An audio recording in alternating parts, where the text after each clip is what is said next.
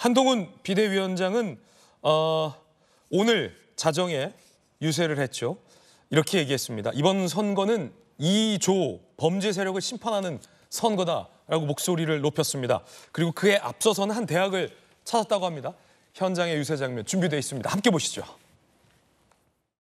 날씨가 좋습니다. 드디어 봄이 왔습니다. 여러분이 저희를 선택해 주실 때가 온 겁니다. 지금까지 인천이 발전해 왔습니까? 인천이 그동안 가지고 있었던 역사적 의미라든가 전통, 대한민국의 해준 일에 비해서 인천 시민들은 걸맞는 대접을 받지 못했습니다. 저희가 받고 있습니다.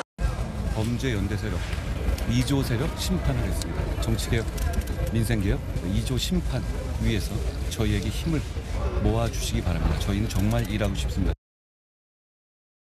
김광삼 변호사님, 2조 심판. 지금 한동훈 비대위원장이 2조 심판이라는 용어는 처음 쓴 것 같은데 2조 심판이 뭐 어떤 뜻인가요?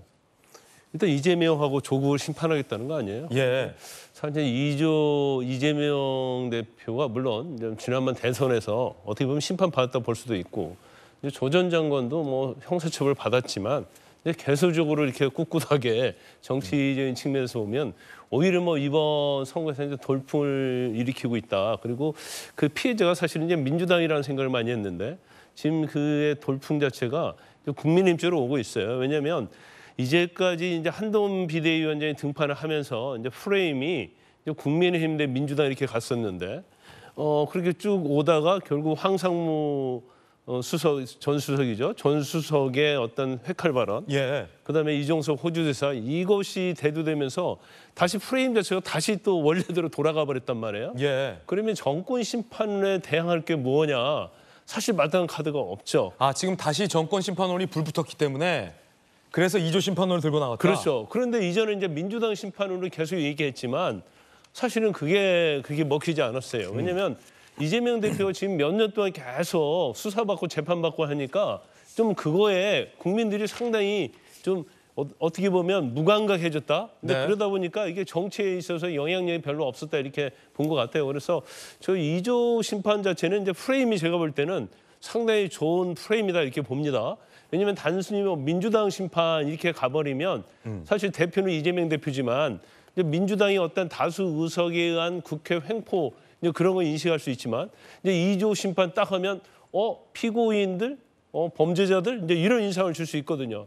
그러면 이제까지 어떻게 보면 잊고 살았던 그러한 생각들이 2조 심판을 다시 뭐 이번 선거에 프레임으로 메시지로 전달함으로써 다시 이재명 대표, 조 전 장관, 저 범죄자들이지 피고인이지 이제 그런 어떤 리마인드 효과가 있다고 봐요. 그래서 선거가 한 2주밖에 안 남았기 때문에 과연 이것이 어떻게 효과를 낼지 모르겠지만 제가 볼 때는 영향은 상당히 좀 있을 거라 이렇게 평가를 합니다. 그렇군요.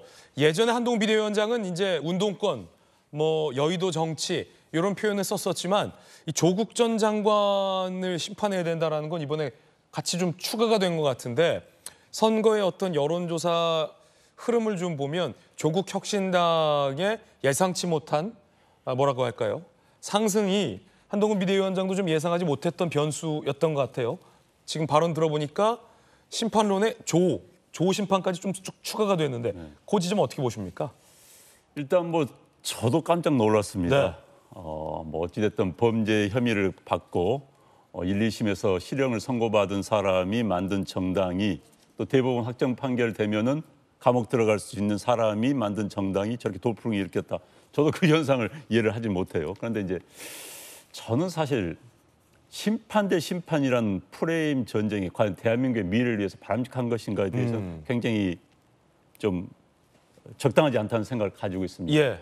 사실 우리가 이제 사법부는 과거, 행정부는 현재, 입법부는 미래를 논한다고 이야기합니다. 사법부는 과거를 정리하는 것이죠. 행정부는 현재를 관리하는 거고요. 입법부는 미래를 제시하는 그런 기능을 가지도록 상권 분립 형태가 돼 있습니다. 그런데 현재 선거에서는 심판이니까 결국 사법부의 역할이라는 거가 안 되는 거예요. 뭐 두 분 다 법조인 출신이어서 그런지 모르겠습니다. 예. 그래서 반드시 선거에 물론 대통령 선거는 미래, 그다음에 국회의원 선거는 과거 심판형이 성격이 강한 건 맞습니다만은 그러나 입법부의 구성을 뽑는다는 차원에서 뭔가 미래를 제시하는 이야기들이 했었으면 하는 아쉬움이 남습니다. 그런데도 누구 심판하는 게 과연 바람직한 것인가에 대한 현실은 인정합니다만은 현실적인 상황은 네, 인정합니다만은 그러나 적절하지는 않다는 생각이 들고요. 그래서 좀 더 미래를 이야기하는 가운데서 큰 이슈를 가지고 서로 다퉈봤으면 하는 아쉬움은 있습니다. 예, 김유정 의원님.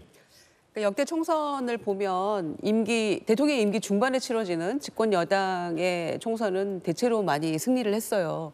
그런데 이제 21대 총선이 좀 예외였죠. 그러니까 코로나19 사태 때문에 집권당인 그 민주당에서 강한 여당 또 국민을 지키겠습니다. 이런 슬로건이 먹혔어요. 그런데 당시 이제 국민의힘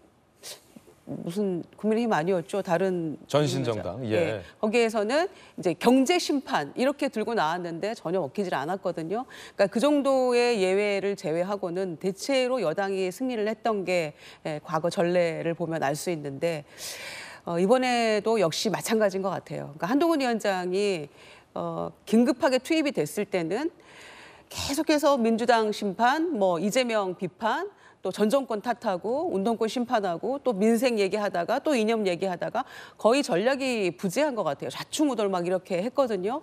그런데 총선에서 뭔가 그 국민들에게 소구력이 있어야 되잖아요. 야당 심판론이 어떻게 총선에서 먹힙니까? 그러려면은 나의 매력을 어필을 해야 되잖아요. 국민의힘은 무얼 하겠습니다. 이거는 잘못됐는데 앞으로는 이렇게 해나가겠습니다. 그리고 맨날 한동훈 위원장 얘기하는 거 있잖아요. 여당이니까 지금 합니다 이랬잖아요. 그런데 집권 3년 차인데 뭘 지금 합니까? 이렇게 했습니다라고 내세울 만한 것들을 얘기를 해줘야 되는데 뭐 한 게 없잖아요. 그러니까 야당을 계속 비판하고 이제는 심지어 2조 심판론까지 들고 나왔는데 조국 대표까지 들어간 거 보니까 조 대표가 너희들 쫄았지 뭐 이렇게 한 거에 대해서 거기에 대한 화답이 아닌가 싶어요. 그러니까 굉장히 의식하고 있다는 거고 신경이 쓰인다는 거고 실제로 좀 쫄지 않았나 이런 생각도 들게 하는 그런 멘트인데 여전히 번지수 잘못 찾았다. 내가 뭘 어떻게 할 건지, 국민의힘이 뭘 어떻게 할 건지 이 부분에 대한 어필이 있어야 된다. 다시 말씀드립니다. 예, 자 김유정 의원님의 개인적 견해까지 전해드리고 있습니다. 그런가 하면 이재명 대표는 어제 충북에서 표심을 호소했습니다. 들어보시죠. 여러분, 한청면이 제일 천하 동네인 거 아시죠? 충주의 사위 이재명 대표 생각해서라도 꼭 당선시켜 주십시오. 충주 실제로 우리 더불어민주당 입장에서는 정말로 오기 어려운 곳입니다. 그런데도 제가 일부러 정말 시간 내서 아주 미세한 차이로 승부가 날 것 같습니다. 대한민국 경북 안동에서 가장 부끄러운 이재명 내기로다.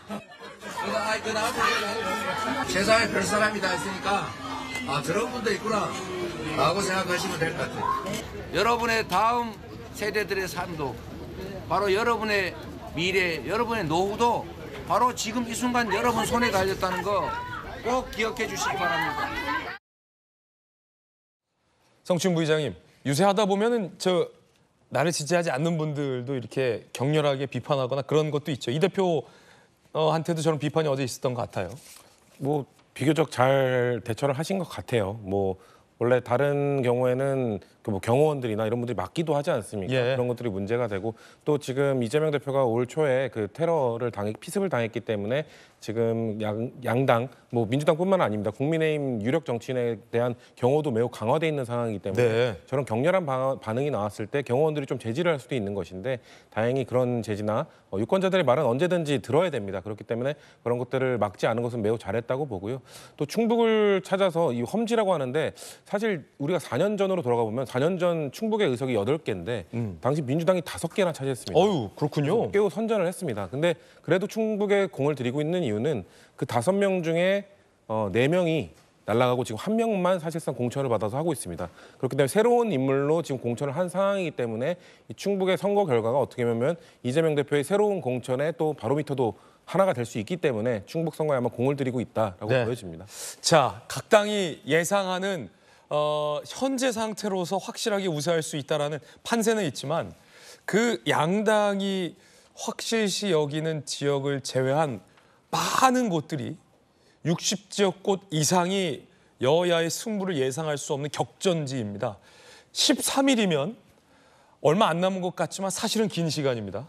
하루 24시간을 기준으로 수면 시간 8시간을 제외한다면 엄청나게 긴 시간이 남아있기 때문에 이 13일 동안에 양당이 누구 하나 말 한번 잘못하게 될 경우에는 그 치열하게 접전하고 있는 오차범위 안에 붙어있는 그 수많은 지역구에서 어떻게 바람이 불지는 누구도 예상할 수 없는 상황이라 그래서 남은 13일 양당 모두 조심 살얼음판 걷듯이 선거운동을 임해야 될 것 같은데 꼭 희한하게 역대 선거를 보면 그럼에도 불구하고 어디선가 막말이 꼭 나올 수도 있다는 점.